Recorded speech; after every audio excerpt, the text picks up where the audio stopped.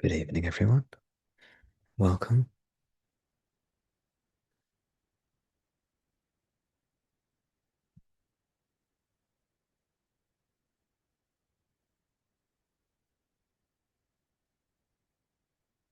Welcome to Satsang.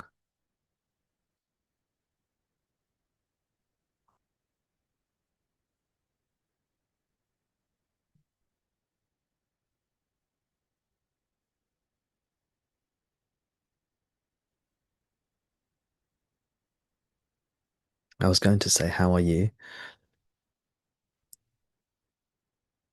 But I realized that's not very practical in a Zoom meeting. So, how are you? I hope you're well.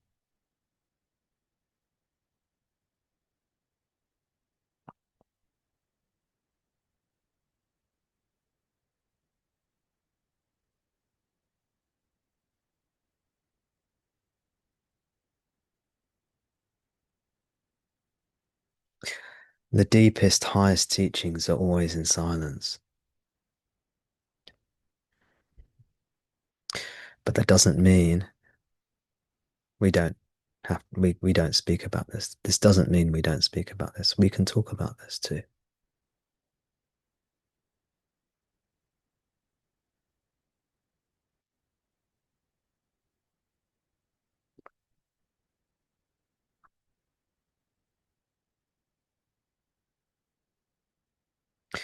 I can see we have a couple of new people here today.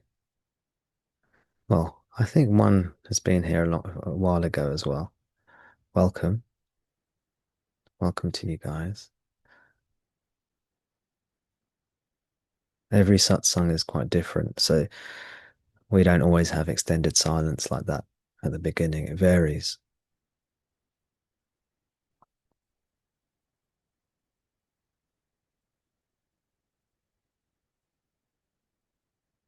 Usually we have someone say an invocation.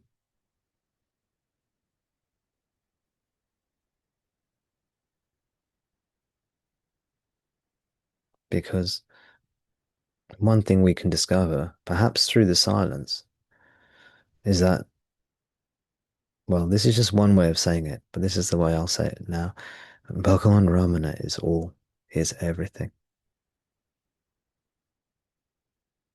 You try and do it yourself, you'll see how far you get.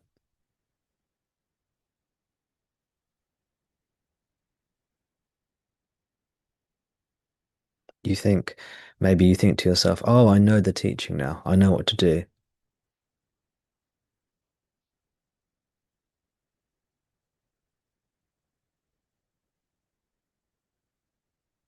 Bhagavan Ramana is all. He's everything. He's the only reality. Of course, you don't have to use that name, those words,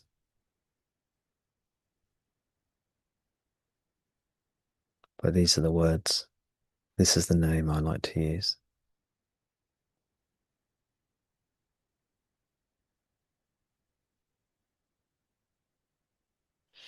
He entered my heart, and now he is the ruler.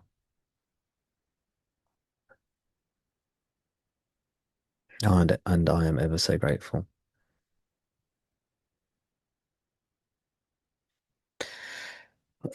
Even to say I am so grateful is wrong. It's just gratitude, happiness, love, peace, divinity, divine being.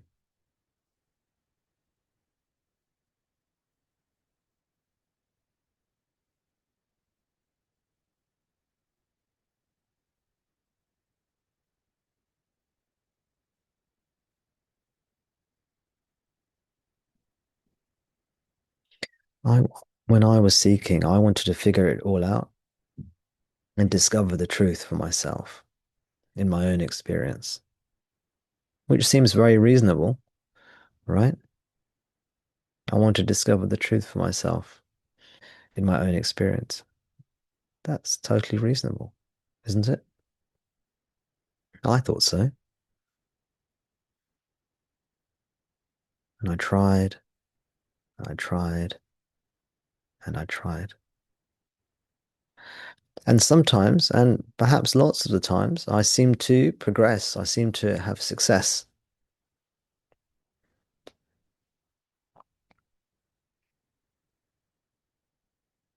Sometimes it was quite good.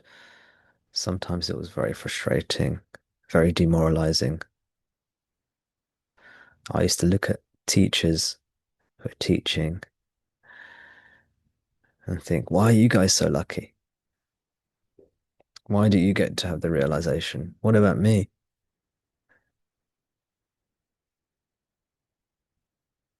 Not fair. It's not fair.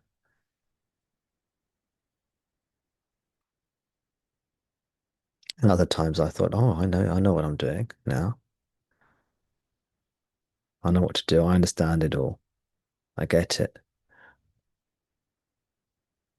Whatever it was at the time, my level of understanding at that time.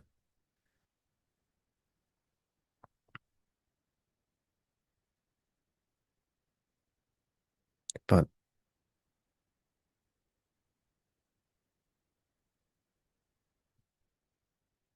then one day, or I don't know, even know if it was one day, but I'll just say, then one day, Bhagavan came to me. He entered into my heart.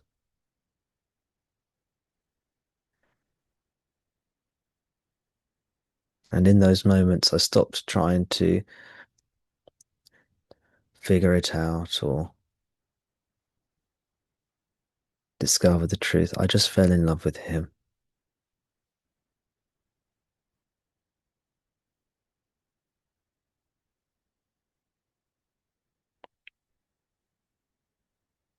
I fell in love with him. It felt so right.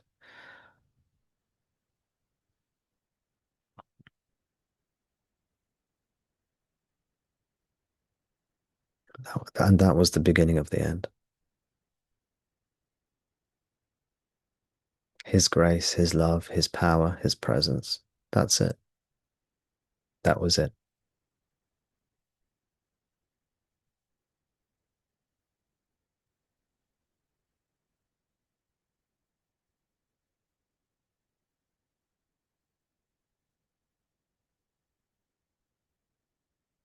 It was a very, and it was, and it is a very joyous, wonderful experience. But it's also very humbling, humbling in a joyous way, because I was very happy to realize I knew nothing. I didn't know all the stuff I thought I'd learned, all the progress I thought I'd made, everything I thought I was going to discover. I realized none of this matters. All that mattered was Bhagavan, his love, Ramana, his love, his presence in my life, in my heart.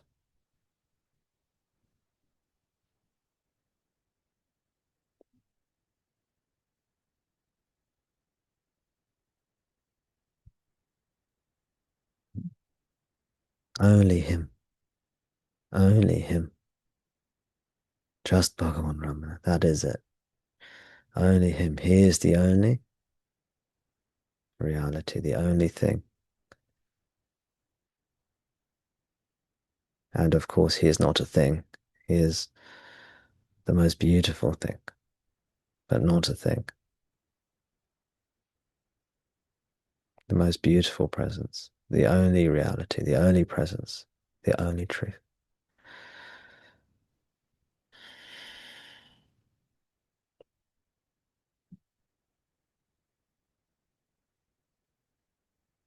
Eternal love, eternal life, eternal joy, eternal peace in my heart.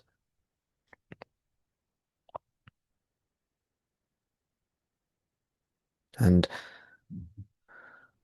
I know nothing, and nor do I need to know anything. Only him.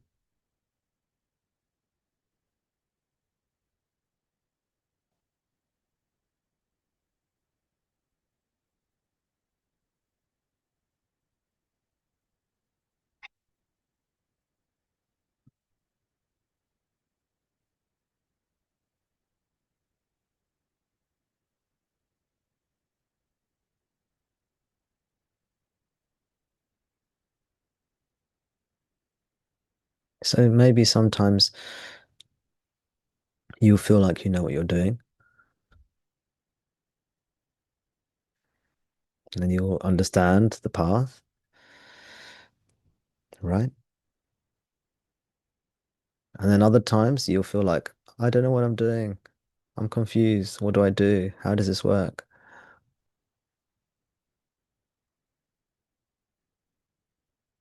These are two sides of the same coin, by the way.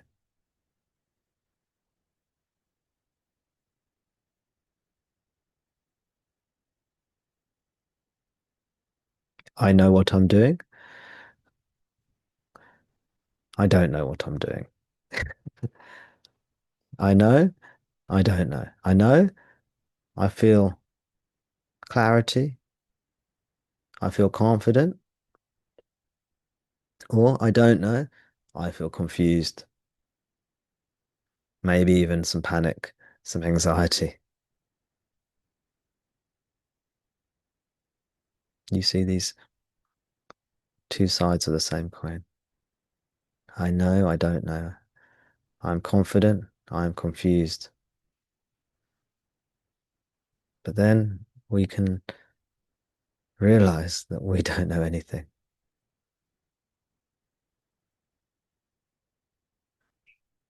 Bhagavan is here.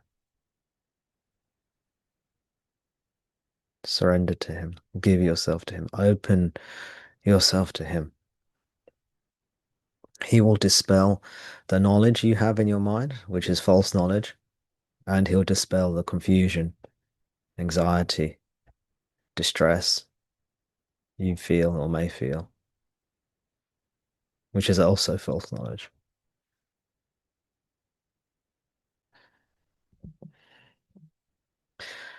Om Namo Bhagavate. Oh, I bow to my beloved Arunachala Ramanaya, Bhagavan Ramana Maharshi. Om, Om Namo Bhagavate Shri Arunachala Ramanaya. Om,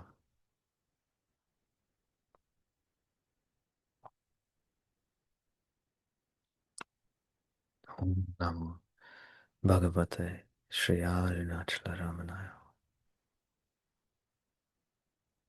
Thank you, thank you, thank you.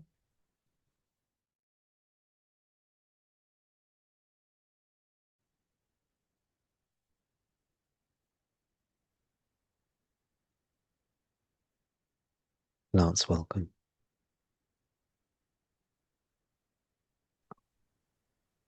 Thanks, Tom. Hi, everybody. Uh, well, first of all, Tom, thank you for the beginning. I mean, the energy was so palpable, and just you talking about falling in love with Ramana was so beautiful and so palpable. In my mind, spiritually, I think I'm either in second grade or in grad school. Second grade, grad school, second grade, grad school, and I kind of go back and forth. So, Uh, does second grade mean you're quite low down, and grad school yes, means you're quite senior? yes, You flip between these two of thinking you're either a novice or an expert. exactly. Got you.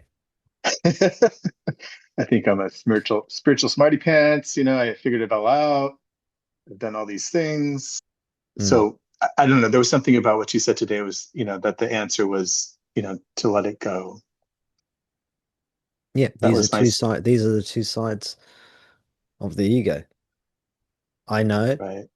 I don't know. I'm making it really simple. Of course, there's a whole spectrum in between. Right. And when seekers come to me, they often come to me with one of these two attitudes.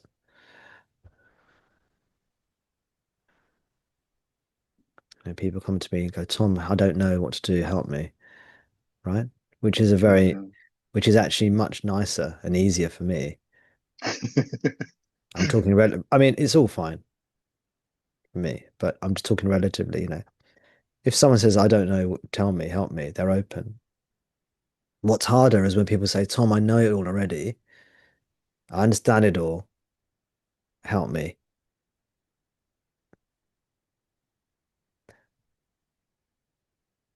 because then I have got to then I've got to tell them actually, sorry, buddy, but the stuff you think you know,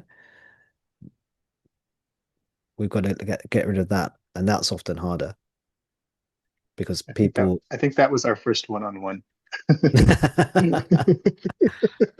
many of you here, I've had to do that. I've had to take away what you think you know. Not everyone, but many of you here, I've had to take away what you think you know. It's the whole empty your cup so it can be filled. You know, the Zen thing. Don't go to the Zen master with a cup full. You have to empty your cup so it can be filled. So it's much easier if people come to me with an empty cup. But of course, we being who we are, we come with our cup half full, a third full, full to the brim of all our so-called knowledge.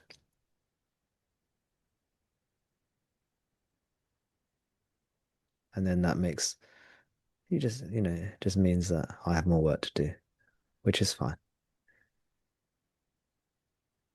That's part of my role, apparent role.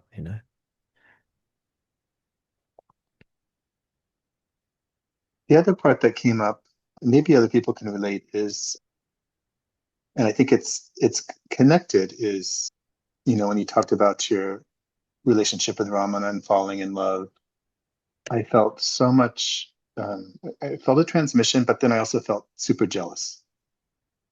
Okay. Okay, I can see two people also relate.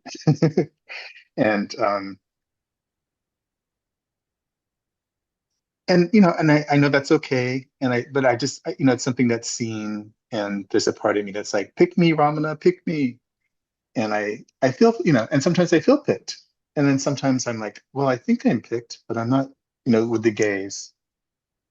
So anyway, it's I guess it's just more mind stuff, but I just wanted to say it since we're kind Yeah. of on the topic. Yeah, thanks. Thank you, Lance. Thank you. I'm often not appreciative or cognizant of that when I'm speaking. I'm just sharing. But of course, as you say that, of course, when I speak that way, it can sound like I'm a chosen one or something. I was chosen, and that's not why I say it. I say it to inspire you to let go. Bhagavan is always wanting to come into your life. It's not like, you know, he spun the wheel of fortune and then Tom's name. He landed on Tom, thought, oh, I'll go to Tom then. And sod everyone else. I'm not going to go to anyone else in Satsang. I'm not going to go there. I'll go to Tom. I've chosen him today. And then, you know, next day you'll spin another wheel of fortune and see who it lands on. Bhagavan is always he's always here. It's about emptying your cup. It's about humility. I was totally humbled, but I was also, I think, pretty desperate. I'd been up and down on these spiritual roller coasters for years. I was running out of teachings to explore. I'd read about so many different teachings and traditions, and I became disappointed with all of them because of the kind of mind that this Tom has. He's quite good at going through different teachings and concepts and understanding them all and seeing their merits and their limitations. And then I was running out of traditions and teachings to read. I'd read them all. I'd explored them all, at least intellectually. I felt. This is my mindset. I'm not telling you I actually did all. This is what I thought. And because that was my mindset, I started feeling distressed because none of these are working. So I was after after struggling and straining for all these years, I was ready to let go, I think. I was ready to surrender. Remember the first time I came across Bhagavan's teachings, what did I do? I rejected them. Why? Because I was full of my own knowledge, my own ideas, my own understanding, right? I had my own ideas, my own understanding. So when I came across Bhagavan's teachings, what did I do? I looked at his teachings, of course, through the filter of my own understanding. And I thought, I turned my nose up, looked down upon that. Don't need that. Why? Because I know better. Why do I know better? Because of my own level of understanding. So my cup was full of my own ideas. I wasn't able to receive Bhagavan's grace. And this is the way it is. The more we think we know, the more full our cup is of our own. The cup is full of what? Our ideas, our concepts, our understanding of the way things are. Whatever that is for you, your understanding of liberation. You might say, "Oh, liberation is like this," or you might say, "There is no liberation. It's just a hoax. It's a con game." Whatever your understanding is, that's your cup being full with your ideas.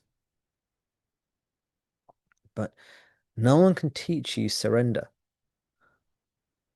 or life teaches it to you. I mean, there are teachings that can help you with surrender, but to truly surrender, it comes something from within.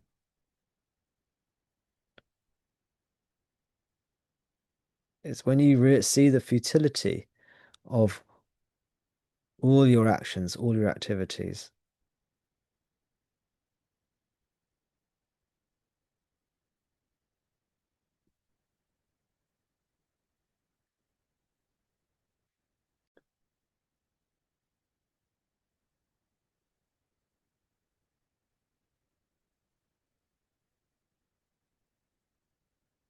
I used to read these long texts from Tibetan Buddhism, and you start reading the beginning and it's like, oh, we've got these mysterious teachings we're going to tell you all about. They're brilliant. We've got a full method.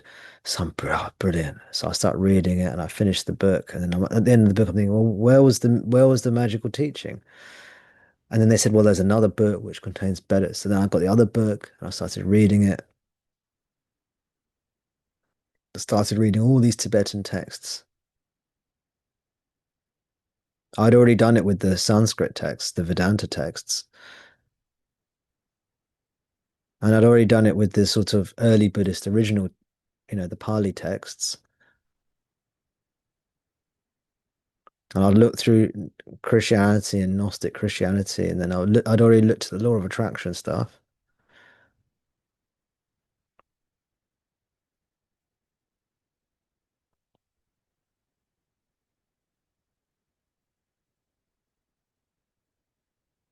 And then someone told me, yeah, Dzogchen is where it's really at. Dzogchen, so I started reading all the Dzogchen stuff, this Tibetan Buddhist stuff. And then someone said Mahamudra is better than Dzogchen, so I started reading all the Mahamudra stuff. And I'd already done all the Zens, I'd read the early Chinese Chan texts, Zen texts, Rinzai Zen, Soto Zen. I've done several practices. This is over like a long period of time. Well, it's relative, isn't it? Many, many years, several years, several years.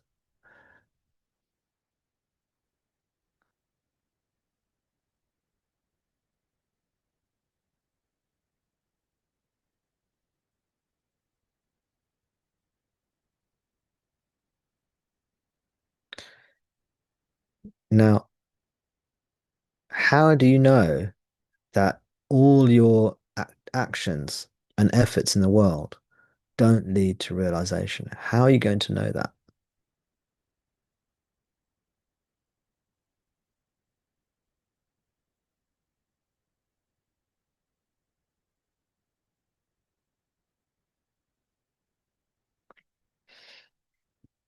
You can try it. You can try to attain liberation. You'll see. Nothing you do will work. You have to give up. If they allow Bhagavan in, you can't do it by yourself.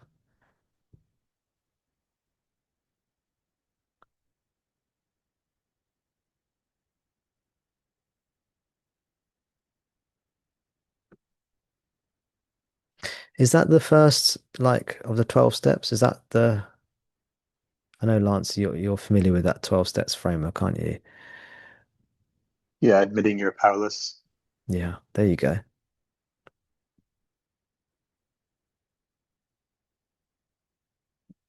It's something like that, you know? But, and it can be dualistic. It can be dualistic. For me, it was dualistic. I was very interested in non-duality, by the way. But when Bhagavan came into my life, as it were, I didn't think of it as, I had a very dualistic um, framework. My mind, I felt like he was a separate power to me. I'd read all the stuff that says he is what I am, blah blah blah. But experientially, I felt it was separate to me initially, and later on, I come to realize he is what I am.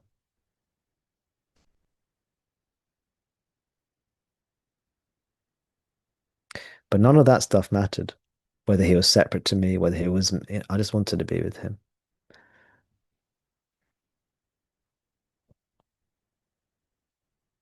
Liberation even became secondary to being with him.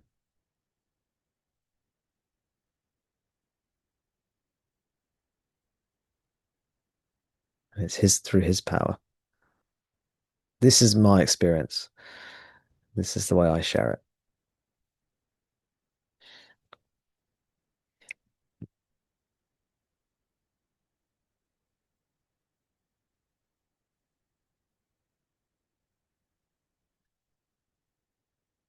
Maybe I only share it in the hope that it's helpful. I hope it's helpful. I hope it's not unhelpful.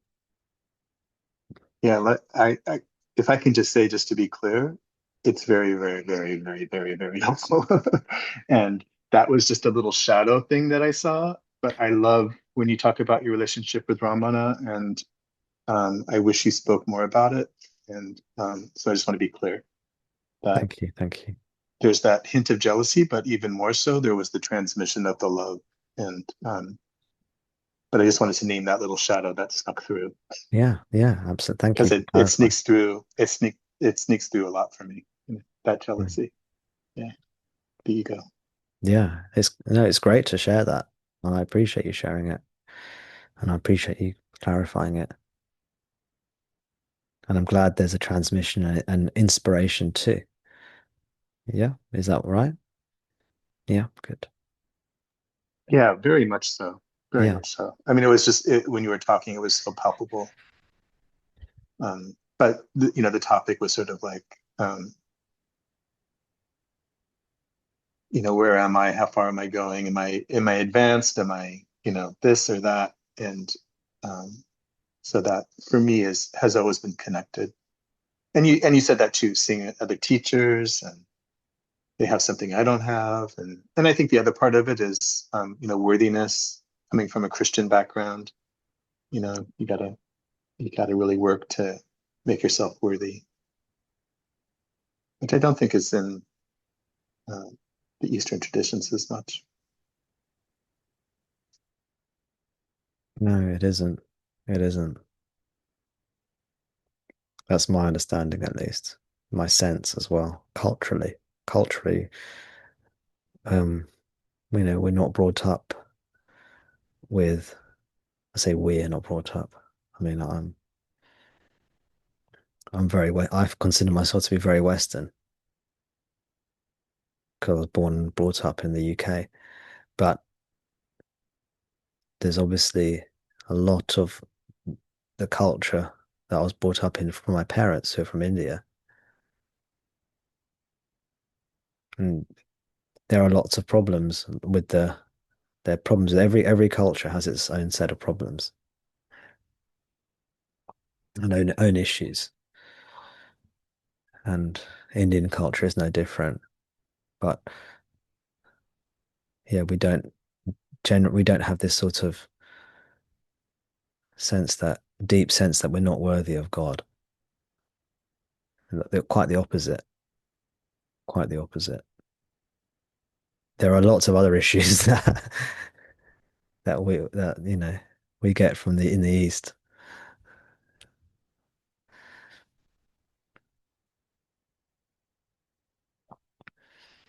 but that doesn't seem to be one of them.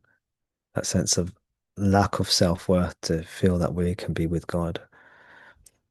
It's kind of baked into much of the culture that, God is in everything and everyone.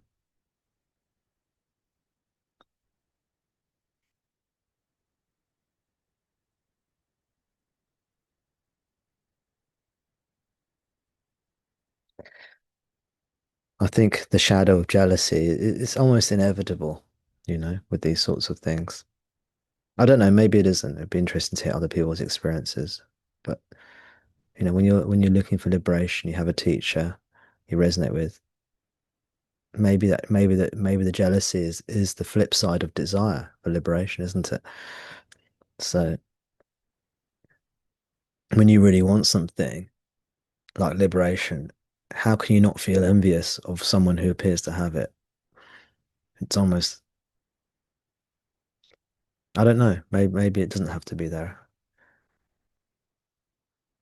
Maybe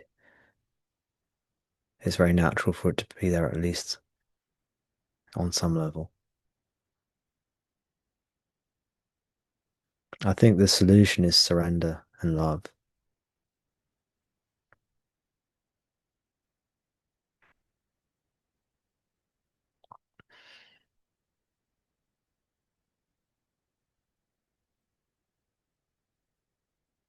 and gratitude.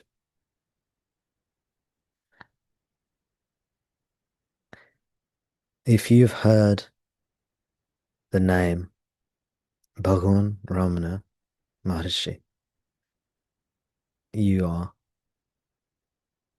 you are immensely privileged. Immensely privileged.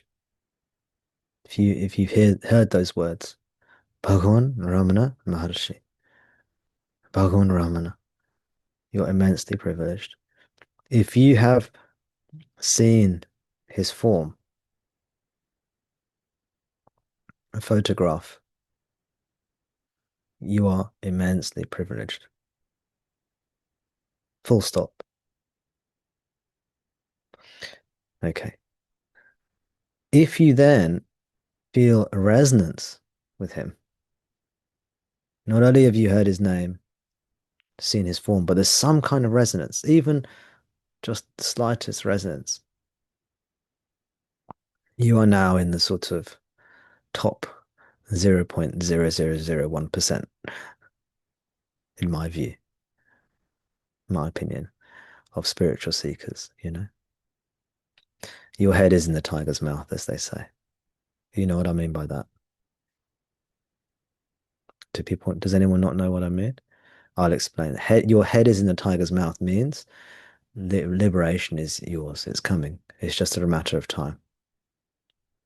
If your head is in the tiger's mouth, it's just a matter of time before that ego is crushed, destroyed.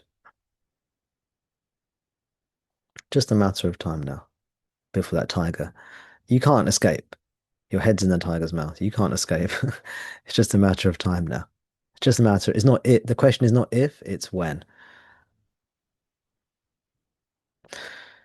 So I know recently in society that this word privilege has been used in various ways, hasn't it?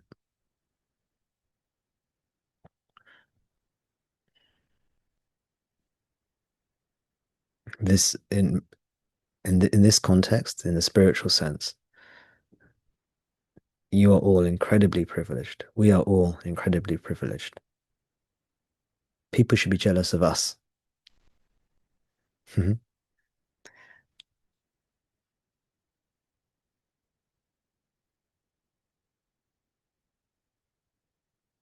We have found the treasure.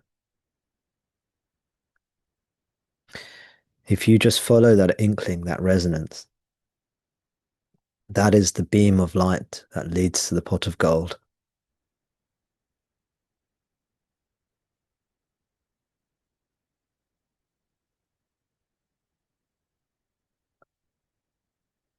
So I genuinely feel everyone here is very blessed. Just to be attracted enough. I mean,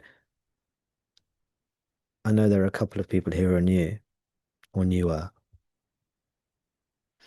so you may not be sure if this is the place for you or not, which is fine, of course. But the fact you're even attracted to this, to make the effort to attend this meeting, means there's something, right? And whether you end up coming to this meeting or not, I don't know. That's up to you, I guess, or up to Bhagavan. There is something in you that is attracted to this. That is the immense privilege. Immense privilege.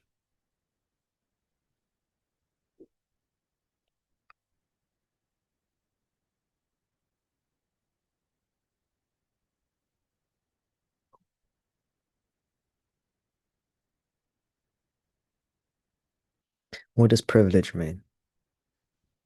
Privilege means, I think generally it means you have access to something, right? That maybe other people don't have access to. Politically, it might be wealth, it might be resources, it might be education, it might be services, right? You have access to things that other people don't have as easy access to. So you're privileged.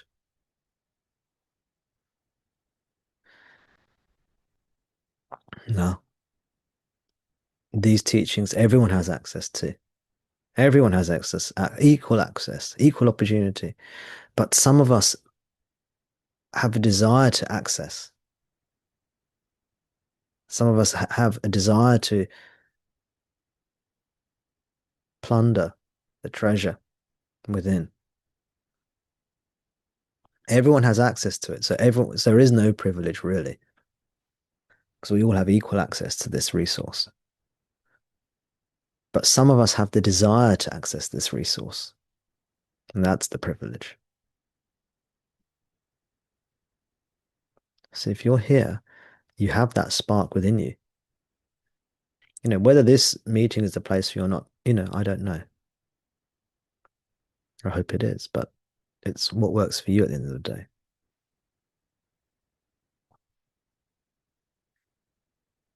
But just follow that inner spark.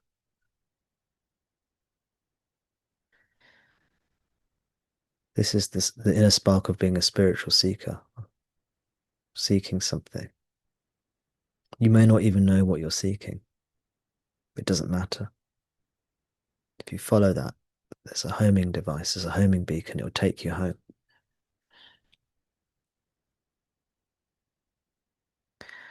It's the ray of light. If you follow that ray of light, it will take you to the treasure, take you to the sun.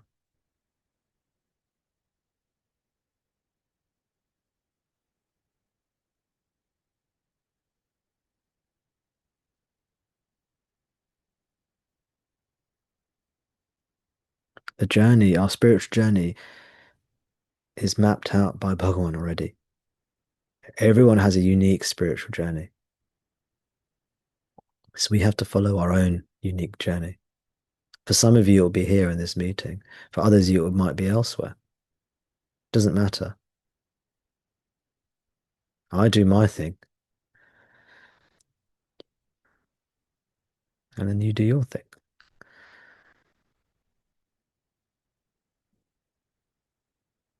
But it is all Bhagavan. It is all Bhagavan's grace. It is all Bhagavan's doing. At least that's the way I phrase it. That's the words I use. The words are not so important. I hope you understand.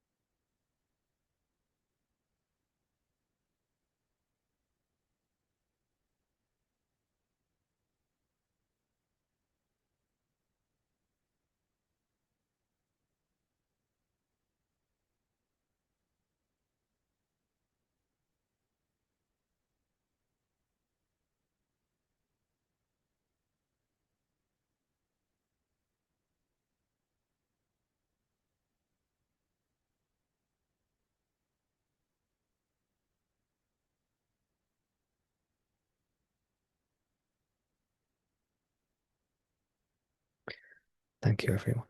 Thank you.